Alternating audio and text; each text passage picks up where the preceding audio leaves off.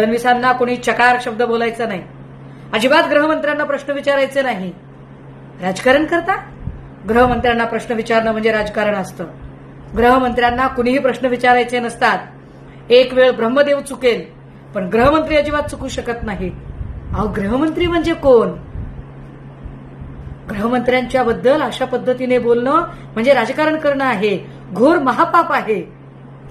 पक्ष फोडण्यासारखं अत्यंत उदात्त समाजकारणाचे काम सन्माननीय मुख्यमंत्री फडणवीस आता करत आहे. अजिबात राजकारण करायचं नाही, शांत राहायचं, एकदम शांत.